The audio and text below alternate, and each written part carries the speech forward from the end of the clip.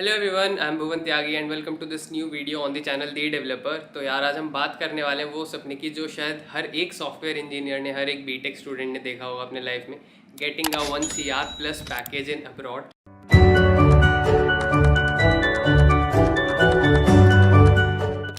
So first of all, let me make this clear to you. Getting a job abroad, getting a job of 1 CR plus is not at all that difficult जितना तुमने दिमाग में सोचा हुआ है। बल्कि मैं कहूँगा इंडिया में जॉब मिलने से ज़्यादा ईजी है। मतलब उसी कंपनी में, जैसे अमेजोन में अगर तुम इंडिया में अप्लाई करोगे तो बहुत कम चांसेस है सेलेक्ट होगे, बट अमेजोन में अगर तुम लंदन में अप्लाई करोगे तो ज़्यादा चांसेस है सेलेक्ट होने के। क्योंकि यार क्या होता है कि हम इंडियंस को इतना ज़्यादा एक्सपोजर नहीं है, इतना ज़्यादा नॉलेज नहीं है कि हम लोग बाहर अप्लाई भी नहीं करते हैं। तो बहुत से लोग बाहर के लिए अप्लाई भी नहीं करते। वो लोग यूरोप में कंपनीज एक्टिवली हायर कर रही हैं इंडियंस को या फिर और कहीं को, कि उन लोगों को वहाँ पे एक्चुअली में टेक कल्चर बढ़ाना है। So get this thing straight to your head के मिलना उतना डिफिकल्ट नहीं है, बस तुम्हारा रेज्यूमे डिसेंट होना चाहिए। और रेज्यूमे भी उतना अच्छा नहीं है, कुछ प्रोजेक्ट्स हैं बट ज़्यादा प्रोजेक्ट्स या कुछ अच्छे प्रोजेक्ट्स नहीं है तो तुम रेफरल मांग सकते हो। और रेफरल भी तुम ऐसा नहीं है कि किसी यूके के बंदे को ही पकड़ो या फिर कहीं जहाँ भी तुम जा रहे हो उधर के बंदे को ही पकड़ो। नहीं, रेफरल तुम किसी से भी मांग सकते हो, किसी भी जॉब रोल के लिए, किसी भी लोकेशन के लिए। तो तुम किसी को भी जानते हो तो भी कोई भी तुम्हारा लिंक्डइन पे कनेक्शन है, उससे बोल सकते हो कि सी मतलब मेरे को कॉम्पिटेटिव कोडिंग है, मेरे को अच्छे से डीएसए आता है, मेरी यहाँ पे ये रैंकिंग है या मैंने ये प्रोजेक्ट्स करे हुए हैं, can you refer me to this company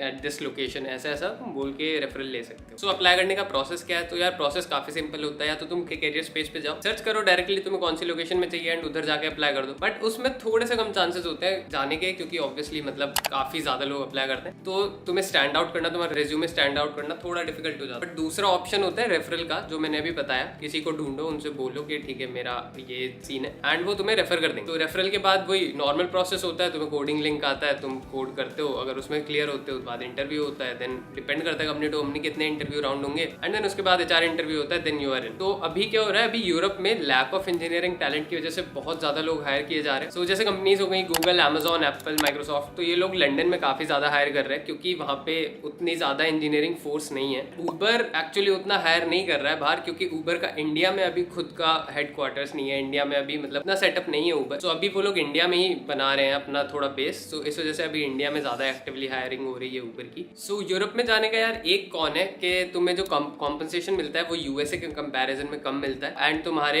जो लिविंग एक्सपेंसेस होते हैं वो काफी हाई होते हैं। मतलब उतने नहीं होते न्यूयॉर्क वगैरह में रहने लायक, बट हाई होते हैं, मतलब एक्सपेंसिव साइड में ही होते हैं। तो सेविंग्स तुम्हारे उतने नहीं होते हैं जितने तुम सोच के बैठे होगे कि मतलब साल के 30-40 लाख में सेव कर लूंगा, तो उतना नहीं हो पाएगा। बट हाँ, ऑब्वियसली इंडिया से ज्यादा सेविंग्स होंगे, बट उतने ज्यादा भी नहीं होंगे कि बिल्कुल माइंड ब्लो हो जाए, राइट। एंड टैक्सेस भी काफी ज्यादा हाई है यूके में, और तुम्हारे स्टॉक्स पे भी अराउंड 50% और मोर का भी टैक्स लग सकता है। ये सब चीजें तुम्हें देख के जानी पड़ेंगी। तो अभी यूरोप हो गया। अभी और ज्यादा एक्टिवली जहाँ पे हायरिंग होती है वो है सिंगापुर। सिंगापुर में इंडीड यार एक ऐसी कंपनी है जो बहुत ज्यादा हायर कर रही है, अगोड़ा हायर करती है। तो यहाँ पे तुम इनके करियर साइट पे जाके देख सकते हो या फिर अपने लिंक्डइन कनेक्शंस में देख सकते हो। कनेक्शन नहीं भी है तो बना सकते हो नए, ऐसा जरूरी नहीं जानते हो तुम उस बंदे या बंदी को। तो ये सीन होता है। सिंगापुर में काफी ज्यादा हायरिंग चल रही है, बट अगेन सिंगापुर में ये कौन है कि one of the most expensive city है वो, तो वहाँ पे तुम्हारे एक्सपेंसेस बहुत ज्यादा आसमान छूने वाले हैं। बट एक अच्छा साइड ये भी है कि वहाँ पे टैक्सेस काफी कम है। तो टैक्सेस अराउंड तुम्हारे 10 से 20% के बीच में कुछ होता है, डिपेंडिंग ऑन तुम कहाँ, तुम्हारे लोकेशन क्या है, किधर रह रहे हो, तुम्हारा कॉम्पनसेशन क्या है, तो उसके अकॉर्डिंगली तुम्हारे टैक्सेस भी होते हैं। बट या एक्सपेंसेस बहुत ज्यादा है। तो सिंगापुर में यार बाकी कंपनीज भी है, जैसे गूगल, माइक्रोसॉफ्ट, ये भी काफी ज्यादा हायरिंग करती हैं। और भी कंपनीज है जैसे गोल्डमैन सैक्स या फिर जेपी मॉर्गन। तो ये कंपनीज उतना ज्यादा एक्टिवली हायर नहीं करती हैं सिंगापुर के लिए इंडिया से, क्योंकि मतलब सिंगापुर ब्रांच में उनके शायद enough employees, I don't know, may be कुछ रीजन होगा, बट उतने ज्यादा लोग जाते नहीं है इंडिया सिंगापुर ऑफिस में। तो ये तो था सिंगापुर। या फिर तुम्हारा ऑस्ट्रेलिया में भी सिमिलर केस है एंड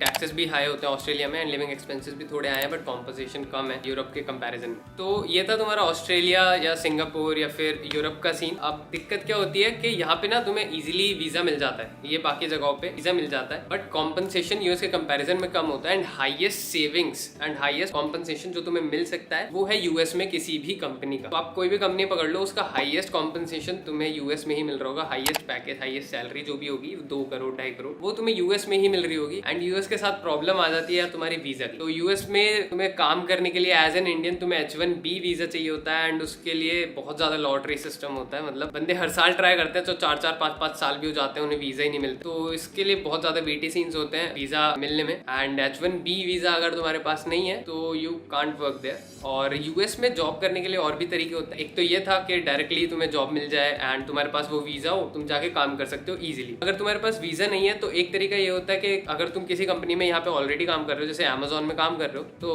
वहाँ पे तुमने अंदर से ही इंटरनली ट्रांसफर के लिए अप्लाई कर दिया कि मुझे यूएस वाले Amazon ऑफिस में काम करना है। उसके बाद नॉर्मल प्रोसेस होता है कि मतलब तुम्हारा इंटरव्यू लेते हैं, हाँ जी हाँ, के बाद भी तुम्हारा इंटरव्यू लिया जाएगा, क्योंकि मतलब वो सब पूछते हैं कि सिस्टम डिजाइन के बारे में तुम्हें कुछ आता है या नहीं। मतलब क्वेश्चंस पूछते हैं, वही सब जो नॉर्मल होता है। थोड़ा बहुत DSA पूछते हैं एंड मोस्टली वही पूछते हैं कि तुमने Amazon में इंडिया में क्या किया है क्या नहीं किया। तो उतना कुछ हेक्टिक इंटरव्यू नहीं होता, बट इंटरव्यू होता है एंड उसके बाद तुम वहाँ पे जाके काम कर सकते हो। बट उसके भी ये प्रॉब्लम है कि तुम वहाँ पे जाके काम करके तुम्हारा मन कर रहा है अगर Amazon स्विच करने का, या Amazon ने तुम्हें निकाल दिया किसी वजह से, तो तुम्हें वापस ही आना पड़ेगा। वहाँ पे तुम रुक के किसी और कंपनी में काम नहीं कर सकते। तो एक ये थोड़ा BT सीन है यूएस का। वीजा मिल जाता है तो इट्स गुड ओनली, तो तुम्हें उसके बाद कुछ दिक्कत पड़ेगी नहीं। और अगर वीज़ा नहीं मिलता है तो एक ये तरीका होता है कि इंटरनल ट्रांसफर ले लो। और इसका दूसरा तरीका ये भी हो सकता है कि तुम बाहर जाके MS कर रहे हो तो वहीं पे ही तुमने अगर जॉब ढूंढ लिया तो वो भी चलता है, ठीक है। उसके लिए भी तुम्हारे पास अलाउड होते हो वर्क करने के लिए यूएस। तो ये ही दो तरीके हैं यार। एक तो इंटरनल ट्रांसफर कर लो, नहीं इंटरनल ट्रांसफर नहीं हो रहा है तो तुम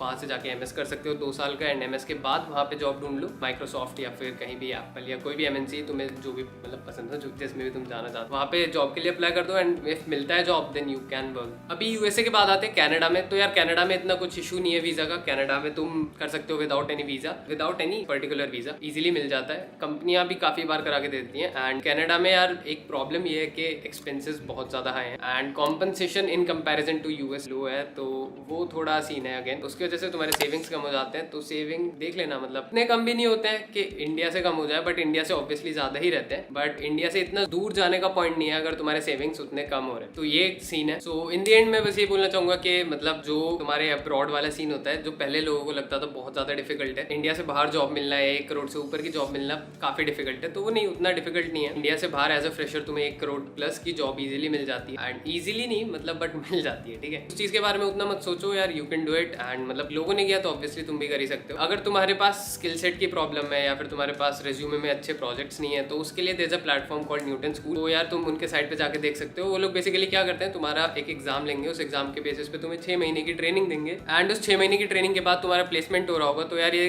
दे गारंटी हो मिनिमम ऑफ 5.5 LPA का प्लेसमेंट, और ये मिनिमम है। इसे ये मत मान के चलना तुम्हारा इतना लगेगा, तुम्हारा 15 से 20 आराम से लगेगा। एंड 30 to 40 के भी प्लेसमेंट हो रहे होते हैं डिपेंडिंग ऑन योर परफॉर्मेंस, कि तुम्हारा कैसा परफॉर्मेंस था, तुमने कितना सीखा कितना नहीं। और यार सबसे अच्छी बात इनकी ये है, तुम्हारे प्लेसमेंट से पहले कुछ भी नहीं लेंगे तुमसे एज अ फी या कुछ भी। तुम्हारे जब प्लेसमेंट हो जाएगा उसके बाद ये तुम्हारा सम परसेंटेज ऑफ सैलरी से लिया करेंगे हर महीने या हर साल, मेरे को उतना आइडिया नहीं है। ये चीज तुम्हें उनसे पूछनी पड़ेगी, उनको कॉल कर लो, उनको मेल कर दो and reach out to them on their website. तो यार ये था बस इस वीडियो में। ऑल द बेस्ट जो जहाँ भी तुम अप्लाई कर रहे हो, जहाँ भी जो भी तुम कर रहे हो अभी लाइफ में, all the best for that. And मिलते हैं फिर नेक्स्ट वीडियो में। बाय।